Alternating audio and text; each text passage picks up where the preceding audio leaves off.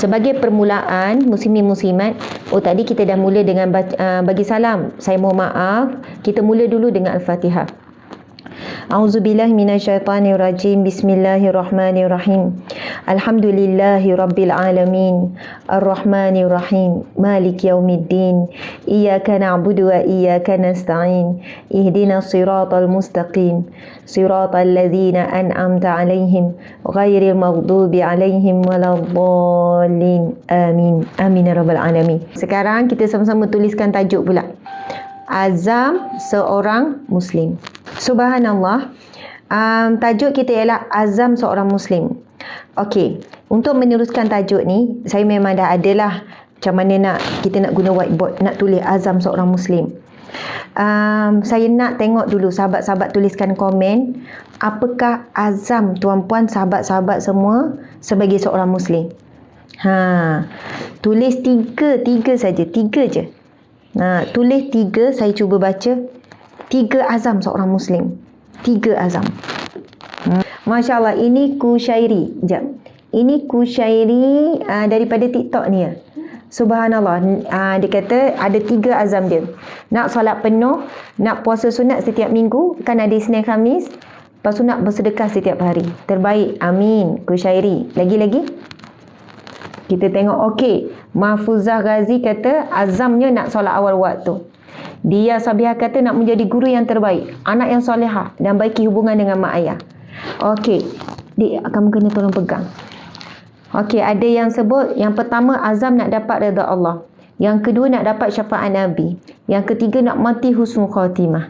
Masya Allah. Allahu Akbar. Okey, di FB pula ada yang kata azam nak meningkatkan takwa. Nurzuin Awin kata menjadi ibu yang solehah buat anak, nak jadi anak yang boleh jaga ibu bapa. Masya Allah.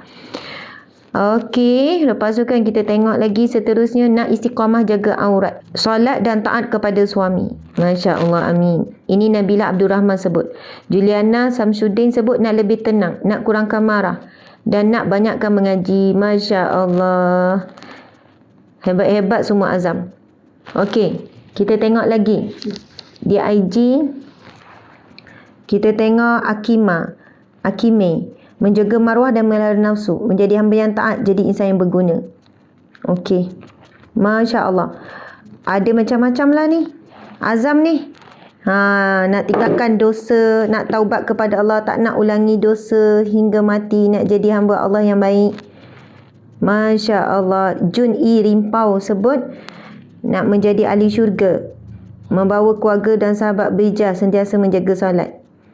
Macam-macam azam-azam yang baik, yang bagus ni. Nak mengaji setiap hari, azam nak mengaji setiap hari. Okey, macam-macam ni. InsyaAllah semua yang tuan-puan tulis, saya biasa kalau habis live saya akan baca balik komen-komen. Itu dah jadi tabiat saya. Habis live saya baca balik komen-komen tuan-puan sekalian. Tak baca balik macam mana? Sebab kita boleh tengok komen saja kan. Lepas kita baca tu, kalau yang doa, kita pun aminkan. Ada yang tulis, doakan, saya sedang COVID, kita pun doakan. Kan, jadi, kita tulis ni, azam ni, ia benda dalam hati kan. Lepas tu, bila kita tulis tu, dia menguatkan lagi nekat kita tu.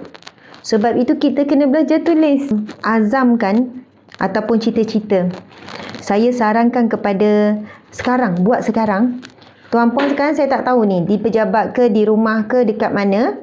Semua ada kan? Semua ada. Maksudnya mungkin dekat kereta tak nak buat lah. Siapa yang kat rumah sekarang? Siapa yang kat pejabat? Tak apa. Okey. Siapa yang kat rumah sekarang? Siapa yang kat pejabat? Sekarang ikuti saya. Ini adalah kaedah saya sendiri apabila menetapkan azam. Bila menetapkan azam, saya gunakan kaedah ni. Jadi saya nak share dengan sahabat-sahabat semua kaedah ni. Tapi sekarang ni cari kertas dan cari pen. Cari kertas dan cari pen. Boleh ya semua? Kalau ada kertas A4 lagi bagus. Kertas A4. Kalau tak ada kertas A4, apa-apa kertas tak ada masalah. Pen. Saya buat macam ni dengan anak-anak sekali buat. Tapi jujurlah saya cakap tahun 2022 belum buat. Baguslah ni tajuk yang diberikan azam seorang Muslim. Biasa setiap tahun, awal tahun, saya dengan anak-anak akan buat azam tahun tersebut. Bukanlah memang kita kena ada azam setiap hari, tapi ambil motivasi lah awal tahun kan. Awal tahun kan semangat. Jadi ada azam yang ditetapkan. Dan banyak azam yang lepas dibawa balik, dibawa semula. Macam tu. Jadi, sahabat-sahabat, sekarang saya nak guna whiteboard. Masing-masing dah ada pen dan kertas. Sekarang ni dah ada pen dan kertas. Okey, kita akan pergi ke whiteboard. Masya Allah. Definisi azam. Maksud azam. Azam berasal daripada kata Arab. Azama ya'zimu izam. Nampak tak? Jelas ya semua? Azam ini asal daripada perkataan bahasa Arab. Tapi kita ni bila sebut pasal azam, cita-cita, tapi maksud dia adalah keinginan yang kuat. Dia bukan cita-cita, samalah sebenarnya azam tu cita-cita juga. Tapi bila sebut azam, sebab azam ni disebut di dalam Al-Quran. Bila sebut azam, dia adalah keinginan yang kuat. Kita berusaha untuk mencapai azam yang kita buat. Okey, kita pergi dulu kepada definisi azam. Azam berasal daripada kata Arab iaitu azama, ya'zimu, ya'zam. Mengikut Kamus Dewan Bahasa dan Pustaka DBP edisi keempat, azam bermaksud kemahuan, cita-cita yang sangat kuat. Kemahuan dan cita-cita yang sangat kuat. Jadi, sahabat-sahabat, muslimin-muslimat sekalian, kita tengok merujuk kepada firman Allah Subhanahu Wa Taala surah Ali Imran ayat 159. Allah berfirman, A'udzubillahi minasyaitanirrajim, fa idza azamta fatawakkal 'ala Allah, innallaha yuhibbul mutawakkilin. Perkataan azam tu, tengok azamta. Azamta ni kamu. Kemudian apabila engkau telah berazam, telah bermusyawarah untuk membuat sesuatu, telah berazam, telah berniat, Masya Allah, maka bertawakallah kepada Allah. Sesungguhnya Allah maha mengasihi orang-orang yang bertawakal kepadanya. Subhanallah. Jadi jangan main-main. Sebutan perkataan azam ini ada di dalam Al-Quran. Allah Subhanahu Wa Taala berfirman, fa idza azamta fatawakkal 'ala Allah, innallaha yuhibbul mutawakkilin.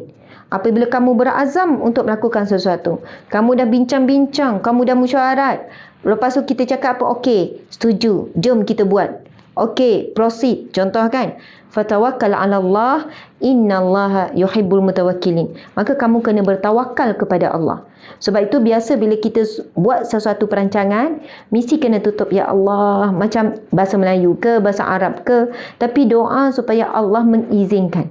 Insya-Allah kita kata. Bismillah kita kata. Macam tu kan. Okey, muslimin muslimat dimati Allah sekalian. Cuba kita tengok satu kisah azam Sayyidina Umar radhiyallahu anhu. Masya Allah. Suatu ketika Sayyidina Umar bin Khattab radhiyallahu anhu berkata kepada sahabat-sahabatnya. Panjanglah ni perbualan Sayyidina Umar dengan para sahabat. Kita terus tengok terjemahan. Saya dah pernah baca dah ni, dah pernah share dah ni. Bagaimana perbualan di antara para sahabat. Maksudnya Sayyidina Umar ni dia cakap dekat kawan-kawan, dekat best friend dia, kan? Tunjukkan cita-cita kamu. Maksudnya bagi tahu apa cita-cita kamu, apa azam kamu. Salah seorang menjawab, aku bercita-cita rumah ini dipenuhi dengan emas agar aku dapat infakkan di jalan Allah dan bersedekah. Sahabat yang lain pula berkata, aku bercita-cita rumah ini dipenuhi zamrud dan batu permata agar aku dapat infakkan di jalan Allah dan bersedekah. Kemudian Umar radhiyallahu anhu berkata lagi, tunjukkan cita-cita kamu. Mereka menjawab, kami tidak tahu wahai Amir al-Mu'minin. Lalu Umar berkata, aku bercita-cita agar rumahku dipenuhi pemuda-pemuda seperti Abu Ubaidah Ibnu Al-Jarrah, Mu'az bin Jabal, Salim Maula Abi Huzaifah dan Huzaifah Ibnu Yaman. Allahu Akbar. Yang mana kalau tuan-puan melihat, kan, Sayyidina Umar tak marah pun sahabat Nabi yang bercita-cita rumahnya dipenuhi emas, rumahnya dipenuhi permata dan zamrud. Tapi bila time Sayyidina Umar bagi tahu apa cita-cita dia, dia kata, aku bercita-cita rumahku ini dipenuhi pemuda-pemuda seperti yang disebutkan ini. Ada pemuda-pemuda yang berani, pemuda-pemuda yang soleh, pemuda-pemuda yang menjadi peluasan kuasa umat Islam. Maksudnya Kita tahu sebab Sayyidina Umar ini ketika menjadi khalifah, peluasan wilayah khalifah Islamiah itu meluas. Maksudnya banyak dunia yang mendapat hidayah dan menjadi tanah di bawah jajahan umat Islam. Islam menguasai lebih 2/3 dunia. Jadi itu pada zaman Sayyidina Umar. Jadi cita-cita ini dia biasanya mesti ada kaitan dengan apa yang kita buat sekarang. Kan? Contohlah kita ni arkitek. Lepas tu bila ditanya apakah cita-cita? Cita-cita saya nak menjadi ulama. Okey, kita kata macam memanglah bagus. Dia sedang belajar bidang arkitek ni. Bila tanya azam, saya nak menjadi alim ulama yang menyebarkan dakwah. Saya kata, Masya Allah. Memang baguslah. Tetapi nampak susah sikit lah. Sebab apa? Dia ambil kos arkitek belajar. Jadi azam ni, kalau kita tengok sahabat-sahabat ni, mereka ni ada kekuatan tersendiri. Ada yang kuat dari sudut perniagaannya, ada yang kuat dari segi tanamannya, ada yang kuat dari segi penternakannya, ada dalam ketenteraannya, ada dalam bidang ilmunya. Jadi bila ambil kos arkitek, apa cita-cita kamu? Saya ingin menjadi arkitek Muslim yang berwibawa, yang akan nak membina. Contoh saya ada pergilah lawatan Madat Ustaz Yaakob Yusra kan. Bangunan yang nak dibuat adalah bangunan yang bila waktu solat ditentukan dan perubahan warna pada bangunan itu berlaku perubahan warna setiap kali waktu solat masuk. Maksudnya ada kaedah yang mereka ini buat teknologi kerjasama dengan pusat institusi falak negara. Malaysia ni ada institusi falak berkenaan dengan ilmu bulan, bintang, penetapan tarikh, hijrah, semua tu kan. Semua itu berkait dengan ni. Dia kata insya-Allah mungkin ini antara yang pertama ataupun yang kedua, saya lupa. Tapi bangunan yang nak dibina di kawasan Murtada Center tu, masjid tu, azan tu, kalau tak azan pun boleh tengok perubahan warna pada bangunan ataupun pada mercu tanda masuknya waktu solat. Sebab menara tu sebab dia direct terbias dengan matahari. Memanglah sebelum hari ni kita ada kompas semua tu, penentuan kiblat kan mengikut pergerakan matahari. Matahari tengah berada di atas, okey dah masuk waktu Zuhur.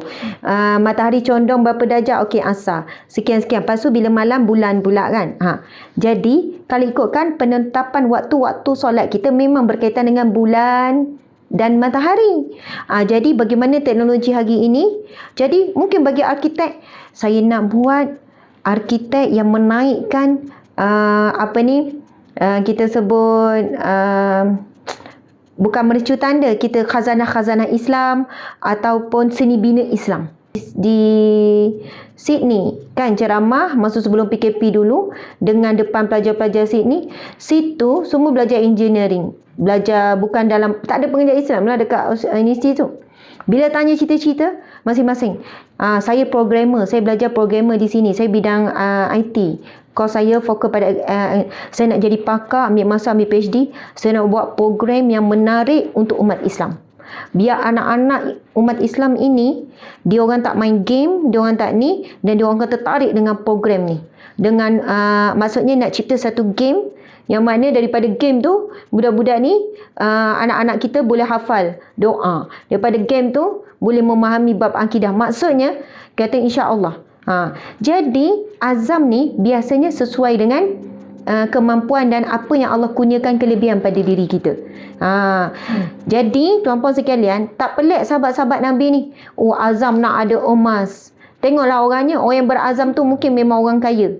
Memang orang-orang yang mengumpul emas ataupun peniaga emas. Lepas tu yang tu batu permata. Tapi Sayyidina Umar pula memang dia punya karakter, dia punya cita-cita dan dia punya kehebatan dan kemampuan Sayyidina Umar adalah perluasan kuasa. Masya Allah, Allahu Akbar. Sayyidina Abu Bakar ada kekuatan dia dan dia fokus pada kekuatannya. Sayyidina Osman kekuatannya pada pembukuan Al-Quran, penulisan Al-Quran. Sayyidina Ali pada kekuatannya. Tapi pada zaman Sayyidina Umar kekuatannya kepada ketenteraan. Jadi sebab tu Sayyidina Umar ada cita-cita yang melibatkan kemampuan beliau. Okey, jadi tuan-puan yang dirahmati Allah sekalian, Kita tengok ni, Abu Ubaidah Al-Jarrah, Mu'adh bin Jabal, Salim Maula Uzaifah merupakan para pemuda yang sangat kuat dan bersungguh-sungguh membantu perjuangan Nabi Muhammad SAW. Meletakkan tinggi cita-citanya untuk memenuhkan rumahnya dengan pemuda-pemuda ni. Okey, subhanallah. Sekarang kita nak pergi ke whiteboard. Azam. Okey. Untunglah nama Azam. Banyak sebut hari ni. Okey, Azam. Kita bahagikan azam kita kepada 4. Azam kita kepada 4. Dah ada pen dan kertas semua? Dah ada kan pen dan kertas? Ada tak masing-masing? Sebab tu kata nak pen dan kertas. Kalau tuan-puan menganga je tengok saya, macam tu kan? Lepas tu tak terbuat. Buat terus sekarang. Siapa yang buat nanti share dekat FB tau. Minta orang doakan. Dah buat terus sekarang. Nanti dah siap, biarlah tak cantik. Tapi ada orang nak colour-colour dulu, nak buat cantik-cantik baru nak share. Terpulang. Jadi, lepas habis live ni, tuan-puan buatlah cantik-cantik. Ataupun terus je share apa yang dibuat masa live ni. Lepas tu tag lah nama saya kan, FB saya ke apa ke. Ataupun apa-apalah. Nak ibdas pun boleh. Jadi, terus content, terus buat. Bukan apa. Kadang tu kita ni azam nak buat nanti tapi tak terbuat. Jadi saya dah buat dah. Ni yang saya punya lah ni ya. Okey. Azam ataupun keinginan. Azam, tajuk kita adalah azam seorang Muslim. Okey, saya letakkan yang pertama adalah azam rohani.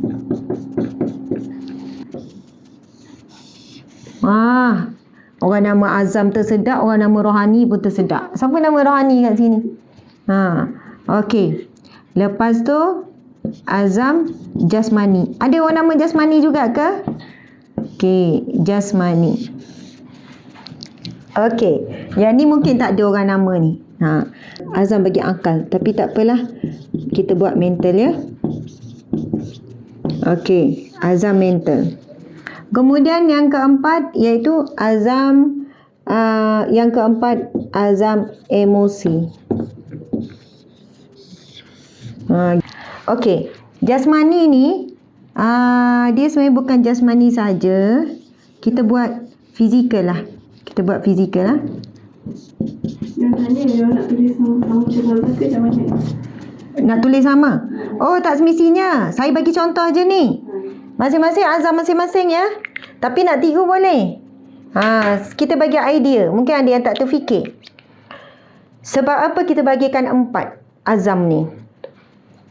Pada tubuh kita, inilah unsur 4 yang paling utama. Kita ada unsur rohani yang tak dapat dilihat, tapi itu yang paling utama, paling penting. Sebab lepas mati, roh saja yang masih kekal. Daripada alam roh ke alam rahim. Kemudian, masa alam rahim tu kan, kita duduk dalam perut tu pun dengan roh kita lah. Lepas tu sekarang, kita masih ada roh. Ke ada siapa yang tak ada roh sekarang? Sebab ada roh tu lah kita masih bernyawa. Kemudian lepas mati, roh kita masih kekal. Berpindah ke alam barzah. Kemudian kita akan dibangkitkan di mahsyar. Maksudnya roh ni kekal sampailah ke syurga. Amin. Moga berakhir di syurga. Jadi, bila sebut azam rohani, nanti kita kata, apa contoh azam rohani ni? Okey. Jadi, rohani unsur paling penting, paling utama, paling perlu diberi perhatian. Kalau azam yang lain tak tercapai, dapat capai azam rohani, kehidupan tetap baik, seimbang, tenang, sempurna. Kalaupun azam fizikal kita tak boleh nak capai, azam emosi kita tak dapat, azam mental kita tak capai, yang memandu segala azam lain tercapai adalah azam rohani. Okey, contoh azam rohani banyak yang tulis tadi. Ada yang tulis apa? Azamnya adalah solat awal waktu. Maksudnya sekarang azam rohani, okey, baca Quran. Contoh, baca Quran, kita letak 5 muka surat sehari. Contoh, sebab kita niat 1 muka surat selepas solat. Kita nak letak 1 juzuk, memanglah sedap tulis. Baca Quran 1 juzuk sehari. Memanglah sedap tulis. Nampak macam mudah. Tapi nak baca 1 muka surat sehari pun kadang mencabar.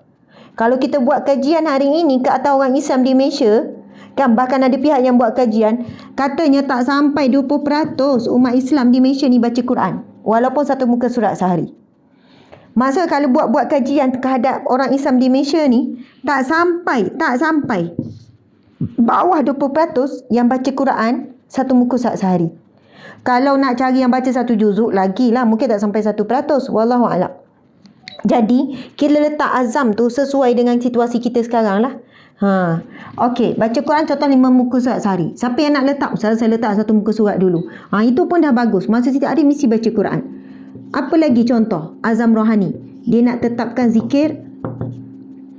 Contoh saja ya. La ilaha illallah 1000 kali. Contoh sehari. 4. Apa-apa saja. Sedekah tadi yang kata. Sedekah setiap hari. Lepas tu ada yang tulis apa? Puasa. Kan? Setiap minggu. Puasa sunat lah setiap minggu. Sebab tu bila pergi kepada azam rohani, semua melibatkan ibadah-ibadah yang boleh membangunkan rohani kita. Okey. Banyak lagi terpulang kepada masing-masing. Nanti saya nak cerita tentang ada saya kena buka FB saya. Tolong buka Nur Syuhada Amir. Isterinya suaminya seorang ustaz baru saja meninggal pada hari Jumaat baru ni. Jumaat minggu lepas ni. Jumaat 5 hari yang lepas. Meninggal pada hari Jumaat.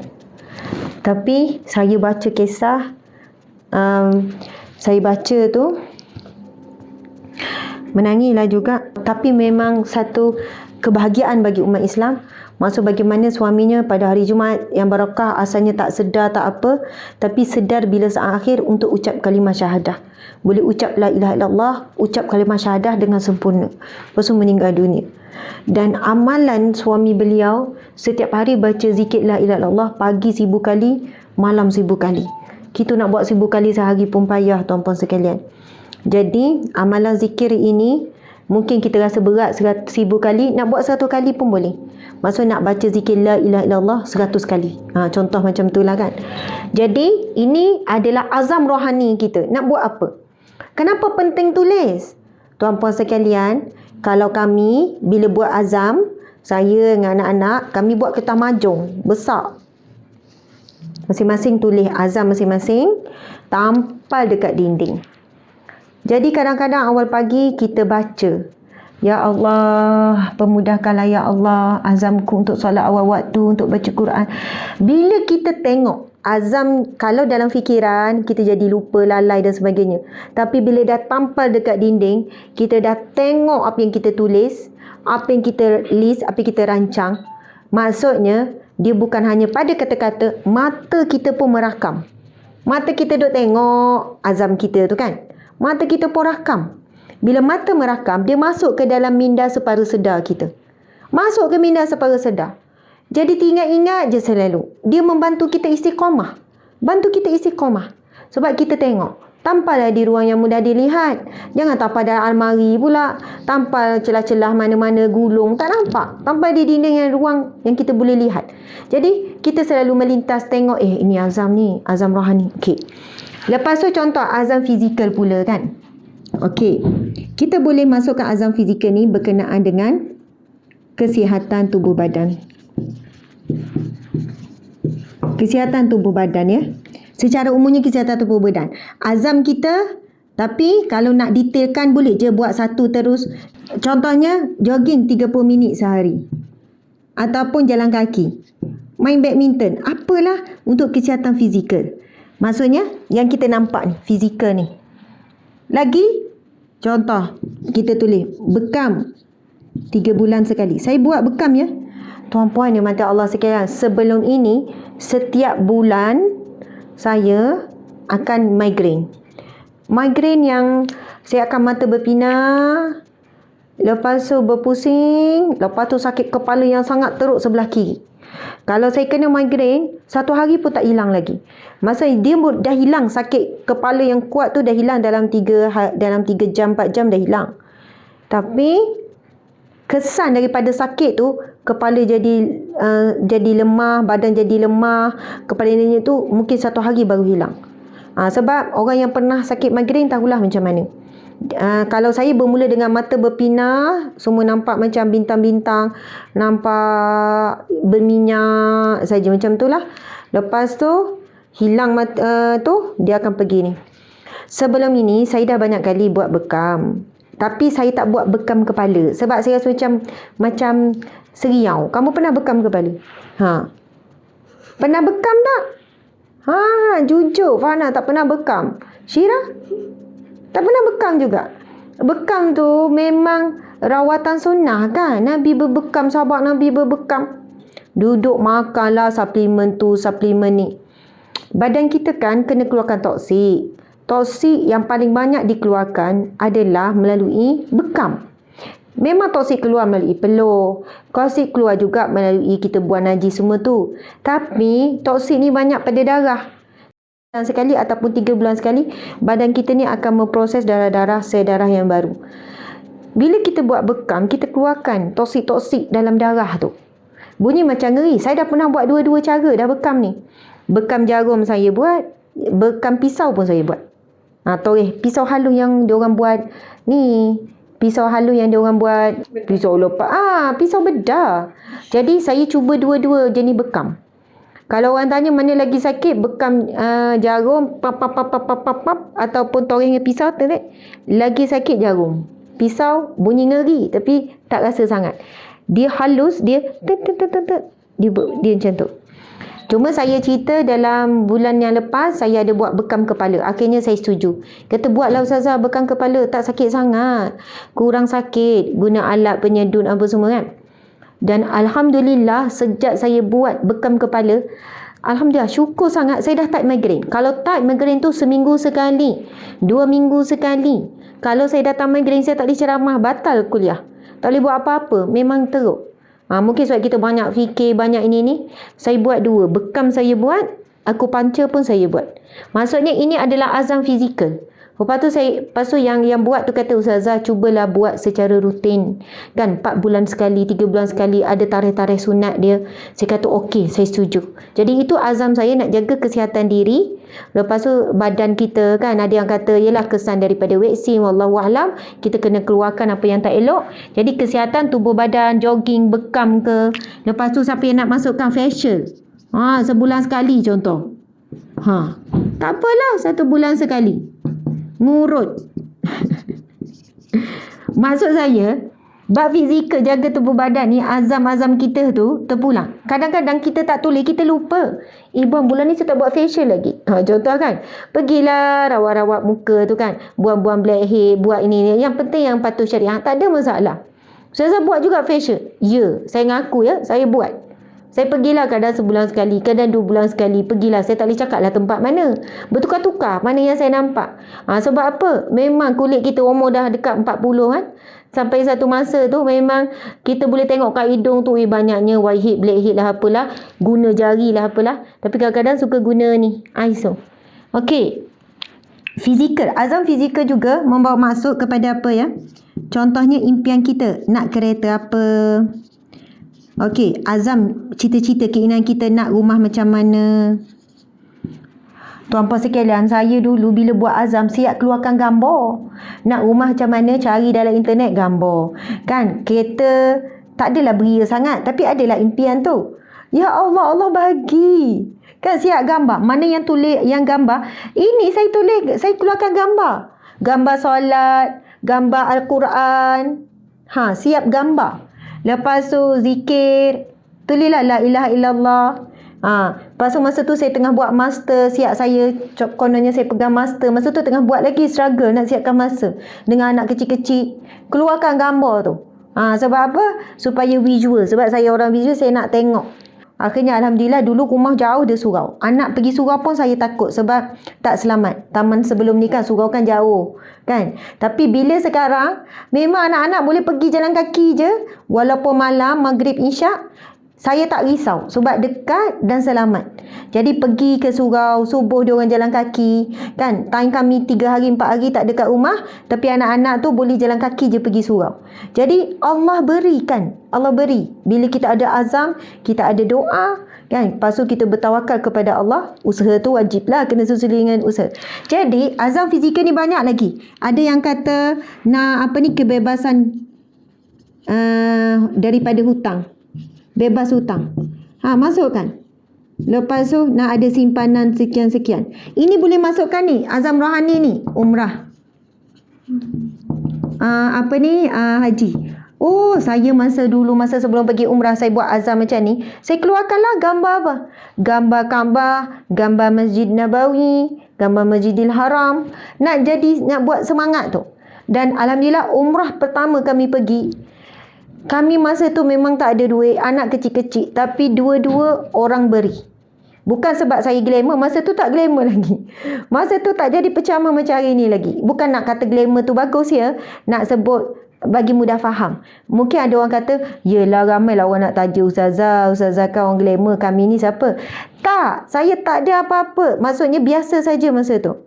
Saya jumpa ramai orang yang miskin boleh pergi umrah, pergi haji, bukan duit mereka, dan mereka bukan siapa-siapa.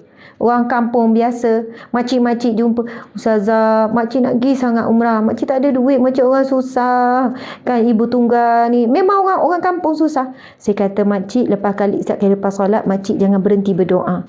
Kalau makcik ada gambar-gambar Kaabah ke apa, makcik tampallah kat rumah. Setiap kali nampak gambar Kaabah, makcik doa, ya Allah jemputlah ya Allah kan aku ke rumahmu, ke Baitullah, ke Masjid Madinah. Ni Syirah tak sangka-sangka pergi ke Mekah ni kan, 1 sen pun tak keluar kan. Kita tampal dekat tambah. Tampal juga. Syirah. Dah lah, bukan sekadar tu, dia pergi package VIP lagi.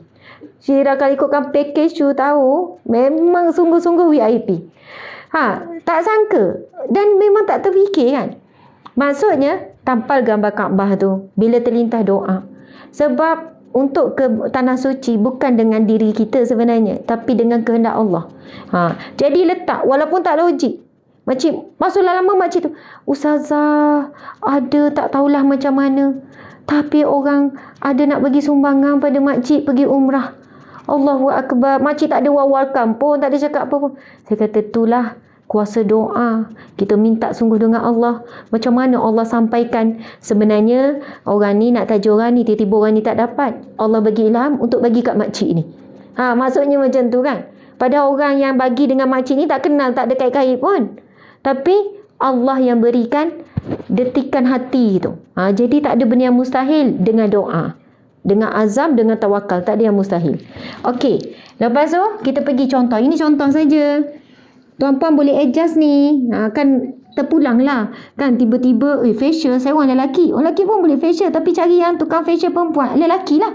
Perempuan pula kena lelaki lah. Kau tak bersentuh apa haram lah pula. Ni urut ni saya pun buat rutin ni, urut ni ni sebab banyak duduk, banyak itu, banyak ini kan. Okey, mental tuan-puan sekalian. Bila sebut azam mental, ia melibatkan ilmu. Otak kita ilmu. Jadi ilmu ni ada pembahagiannya kan. Ilmu ukhrawi, duniawi. Dua-dua ilmu penting. Tak boleh kita sebut ilmu je bayang ukhrawi. Tak boleh. Sebab kita kan minta doa Rabbana atina fid dunya hasanah fil akhirati hasanah. Jadi kita mungkin letakkan untuk mental kita ni, contoh, wajib baca buku, baca 1 buku sebulan. Ini contoh. Wajib baca 1 buku sebulan. Lepas tu yang kedua, kita kata hadir majlis ilmu. Okey, kita pun tulislah online setiap hari, contoh. Azam. Setiap hari kuliah Riyadhus Shalihin UAH. Contohlah. Kan tak setuju boleh ubah. Ni ustazah suruh letak azam kuliah dia. Terpulang. Nak letak kuliah online tak ada masalah. Kuliah Riyadhus Shalihin UAH, contoh online setiap hari. Lepas tu hadir fizikal pula seminggu sekali, contoh. Seminggu sekali. Saya pun ada kuliah, saya Isnin malam, Rabu malam, insyaAllah tambah lagi Sabtu malam. Malam ni pergilah ni. Isnin malam pun pergi hadir kuliah Tuan Guru Syekh Muhammad Hafiz di Jenderami. Pergi belajar kitab. Macam malam tadi Bahrul Mazi. Malam ini penawar bagi hati. Lepas tu ada pula Sabtu malam. Itu bunyi mana tu? Okey. Kena ada, tuan-puan sekalian. Fizikal. Sekarang dah boleh fizikal. Seminggu sekali. Hadirlah mana-mana kuliah. Sebab memang dapat ilmu, dapat pahala hadir online. Tapi sudah tentu berbeza bila kita hadir fizikal. Lepas tu, yang ketiga, kita kata kemahiran. Sebulan sekali. Kita buatlah 1 kali sebulan contohnya. Apa dia tu? Contohnya bulan ni nak ambil kursus cupcake. Apa-apalah tuan-puan sekalian. Kursus FBA. Orang bisnes. Maksudnya, apa-apa skill, kemahiran yang kita nak. Ataupun pergilah motivasi, kursus motivasi ke apa ke. Kita boleh letak harian, bulanan, boleh buat. Jadi, kita mesti kena ada azam untuk mental kita. Barulah seimbang. Sebab badan kita ni fizikal, rohani, mental, emosi. Macam tu. Okey, emosi pula memang kita perlu berikan, kena ada azam untuk emosi. Contoh, melancong 1 kali sebulan. Wah, best lah ni 1 kali sebulan. Tuan-puan sekalian, saya melancong memang dapatlah sekali sebulan. Kadang-kadang sebulan 2 kali.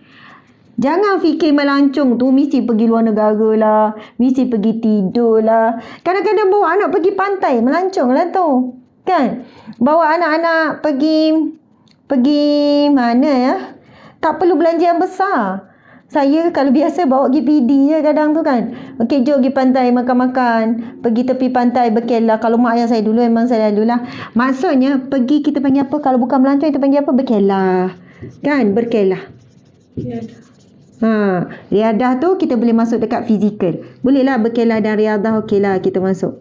Ada orang untuk keperluan emosi dia, tapi dia bercampur juga. Emosi ni kadang bercampur dengan fizikal.